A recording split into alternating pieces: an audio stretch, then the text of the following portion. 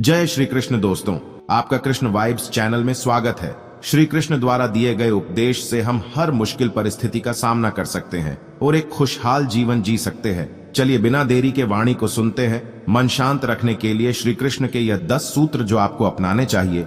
1. दूसरों के काम में दखल न दें। जब तक आपसे सलाह न ली जाए तब तक दूसरों के काम में टांग न अड़ाएं।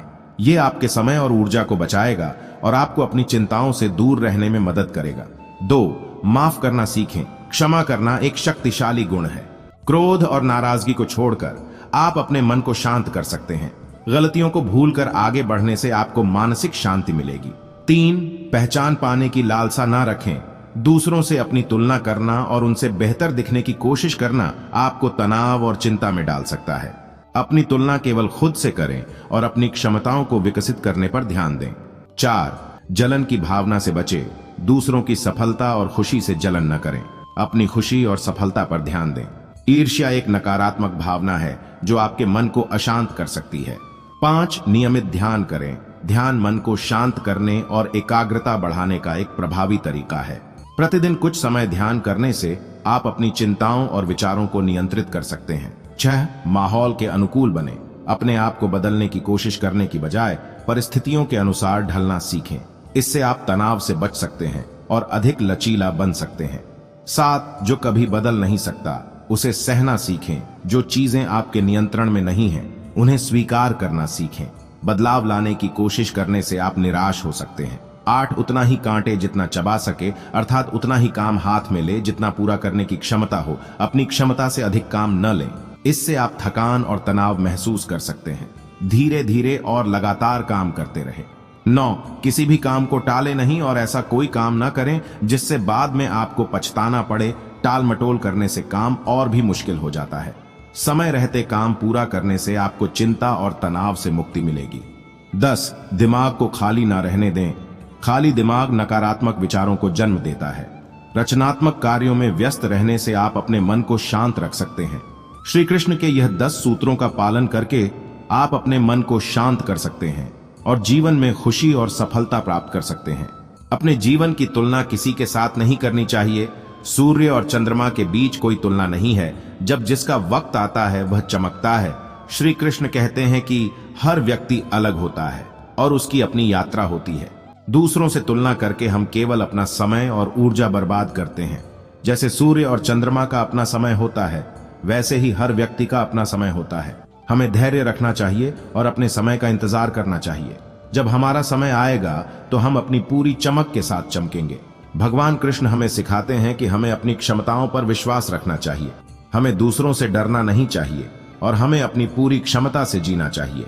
चाहे हम छात्र हों, कर्मचारी हों या व्यवसायी, हमें अपनी तुलना किसी से नहीं करनी चाहिए। हमें अपने समय का इंतजार करना चाहिए। अपनी क्षमताओं पर विश्वास रखना चाहिए। कर्म करते रहना चाहिए और सकारात्मक सोच रखनी चाहिए। यह वाक्य हमें जीवन में सफल होने के लिए प्रेरित करता है। यह हमें सिखाता है कि हमें अपनी क्षमताओं पर विश्वास रखना चाहिए और अपनी पूरी क्षमता से जीना चाहिए। यह हमें सिखाता है कि हमें अपनी तुलना किसी से नहीं करनी चाहिए और हमें अपने समय का इंतजार करना चाहिए। दोस्तों, आगे बढ़ने से पहले दिल से सब्सक्राइब जरूर करें। जिंदगी छोटी नहीं होती है। लोग जीना ही देरी से शुरू करते हैं। जब तक रास्ते समझ में आते हैं तब तक लौटने का वक्त हो जाता है। कई लोग जीवन में देर से शुरुआत करते हैं। वे डर, आलस्य या अनिश्चितता के कारण अपने सपनों को आगे नहीं बढ़ाते हैं। कृष्ण हमें सिखाते हैं कि जीवन में कभी भी देर नहीं होती है। हमें हमेशा अपने सपनों का पीछा करने और अपने लक्ष्यों को प्राप्त करने के लिए प्रयास करना चाहिए। कई लोग जीवन का अर्थ ढूंढने में अपना पूरा जीवन व्यतीत करते हैं। कृष्ण हमें सिखाते हैं कि जीवन का अर्थ प्रेम, करुणा और ज्ञान में निहित है। हमें दूसरों के प्रति दयालु होना चाहिए और जीवन में ज्ञान प्राप्त करने का प्रयास करना चाहिए। जीवन एक यात्रा है और यह हमेशा आसान नहीं होती है। हमें रास्ते में कई चुनौतियों और बाधाओं का सामना करना पड़ सकता है। कृष्ण हमें सिखाते हैं कि हमें हार नहीं माननी चाहिए और हमेशा आगे बढ़ते रहना चाहिए। समय कभी वापस नहीं आता। यदि हम समय का सदुपयोग नहीं करते हैं तो हमें बाद में पछताना पड़ सकता है। कृष्ण जी हमें सिखाते हैं कि हमें अपना समय बर्बाद नहीं करना चाहिए। हमें अपने जीवन का एक लक्ष्य निर्धारित करना चाहिए और उसे पूरा करने के लिए प्रयास करना चाहिए। कृष्ण जी हमें सिखाते हैं कि जीवन का हर पल अनमोल है।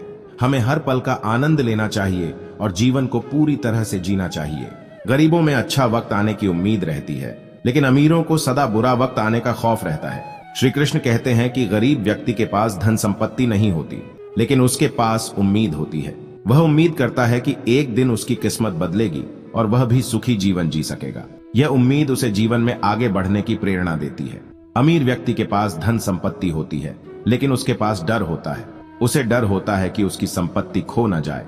यह डर उसे चिंतित और असुरक्षित बना देता है। एक गरीब किसान भले ही सूखे और बाढ़ जैसी प्राकृतिक आपदाओं का सामना कर रहा हो, लेकिन वह हमेशा अगली फसल के लिए बेहतर उम्मीद रखता है। वह कड़ी मेहनत करता है और भविष्य के लिए योजना बनाता है। एक अमीर व्यापारी भले ही बहुत पैसा कमा रहा हो, लेकिन उसे हमेशा डर रहता है कि कहीं उसकी संपत्ति खो न जाए। वह अपनी संपत्ति को बचाने के लिए तरह तरह के उपाय करता है। श्री कृष्ण के इस कथन के माध्यम से हमें यह शिक्षा मिलती है कि हमें जीवन में संतुलन बनाकर रखना चाहिए। हमें न तो गरीब की तरह उम्मीद पर जीना चाहिए और न ही अमीर की तरह डर में जीना चाहिए। हमें वर्तमान में जीना चाहिए और अपने कर्मों पर ध्यान देना चाहिए। परमात्मा सभी को एक ही मिट्टी से बनाता है, बस फर्क इतना है कि कोई बाहर से खूबसूरत होता है तो कोई भीतर से। श्री कृष्ण कहते हैं कि सभी प्राणी समान हैं, चाहे वे अमीर हों या गरीब, पुरुष हों या महिला, ऊंची जाति के हों या नीची जाति के, सभी में एक ही परमात्मा का वास है।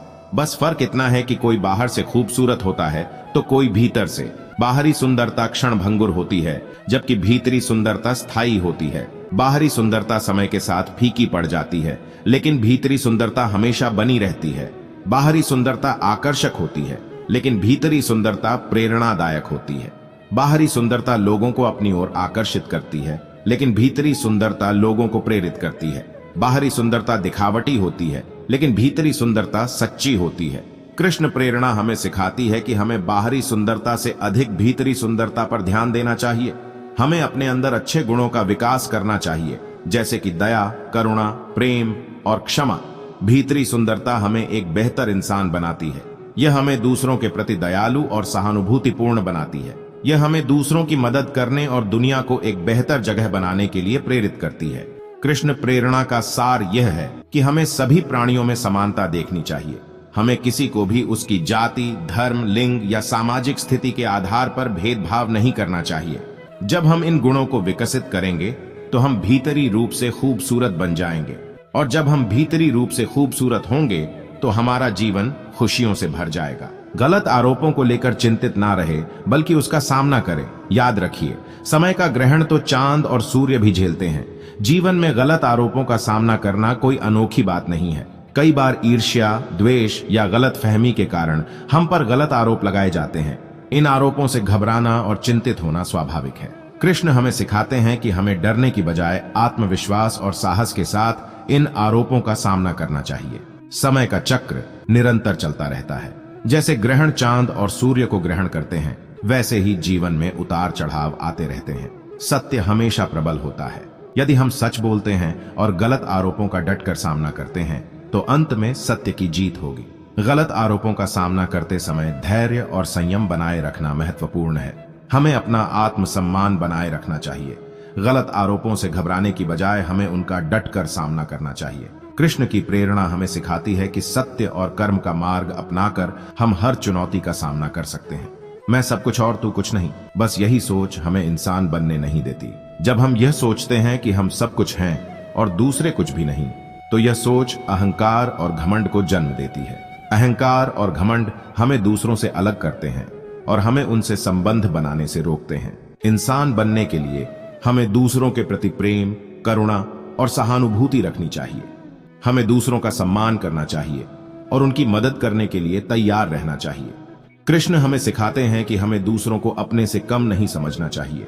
हमें दूसरों में भी ईश्वर का अंश देखना चाहिए।